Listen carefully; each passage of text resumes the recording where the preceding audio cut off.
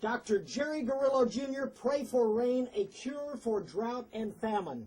He has things to say you do not want to miss.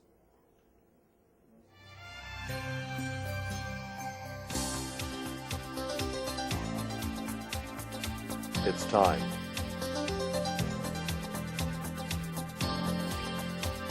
It's time. And now, it's time for Herman and Sharon. Come on. I love you. I just You weren't heard- going to come up with I it, know. were ya? I'm not hearing the sound. You see. But you heard the whistle. Yeah, pray for our sound guy T. His kids were in Yeah. a very serious Two sons. accident.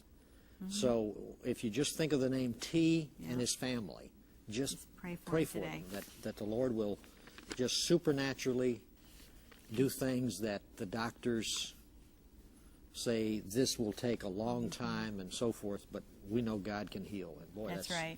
And they need your prayers. So just do that for us, okay? Thank you for joining us today. We have a guy that we've had on before because... He must have been good, huh? Yeah. You got him back. Yeah, you're right. You're right. Yeah, the good ones always come back, you know. And but if they don't live, you know, He's got a good sense of humor. in Alaska someplace, this guy is really blessed and anointed because this book has. You come up with all of the most amazing analogies and sayings. I mean, it's like I read them and I go, okay, I got to read that again, and then I read it again. I go, okay, I get it. I mean, it's just replete. Can I introduce him? Yes, do that. Possibly. Dr. Jerry Grillo, Jr. He's the founder and bishop of the Favor Center in Hickory, North Carolina. Wow. He's the founder and president of Break Forth Ministries International. So he's going to tell us about what that is. And that's his latest book right there, and we'll have his website up so you can That's have right. your own personal copy, but you got to get this. You got to get it. In fact, you'll be using it for your messages if you're a preacher. Amen. Yeah, good to have you. Great introduction. I tell you. Hi, Howard. Good I was looking morning. around to see who was on the set. Who is this I person? didn't know it was me. Who's he talking about? Man, that guy's good. I'm going to buy that book. It's kind of like the guy at the funeral. You know, they were blessing the guy and talking about how wonderful he was and all the things he did and the charities that he gave to and everything. And everybody had to go up this time to look. So make sure it was the right Yeah, guy. is this who they're talking about? So, I love that. your book is, how many books have you written? 21. That's great. Are you going to stop? No, I Okay. got 3 finished. So Seriously? This is the newest one right here, 7 strategic So prayers. they can go to that website and get that Yes. 7 strategic Strategic prayers. What's hard to prayers say, isn't to it? pray over your pastor. Wow. Now, you know, I will say the Pentecostal people, are you Pentecostal? Yes. Okay. They take care of their pastors. You know, there's some denominations that just flat out, it's almost like the pastor is An employee. somebody they can Yeah. kick around. Yes. And that's tragic.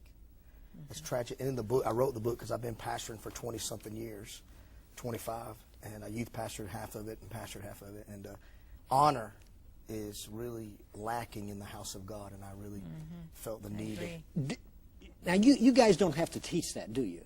I mean, people that come to your church, they just do that. I bet you not all of them. Well, we teach honor's taught. Your father Yeah. teaches you honor, respect. It's a talk. If you don't teach honor, and a lot of pastors are afraid to talk about it, but if you don't teach people how to respond and understand protocol in the kingdom, they don't get the blessing. They don't get the outpouring. So And this is what he says, the mist is over. the mist is over. The outpouring is here. I believe that. You know, I had a book finished that I wanted to release in 2009 called, it's about the spirit of Jezebel and disloyalty in the church, and God said no. I had this book finished for 2 years. Really? 2 years sitting in file, and I just never felt that. Man, I thought this was current. When I'm reading all these, It's I mean, it's current. current. It is It's a current. brand new book. Yeah. But I had finished it, had it set there, and I kept fine-tuning it. I just couldn't get comfortable with releasing it. God woke me up in November of 2008 and says, no, I want this book to hit in 2009.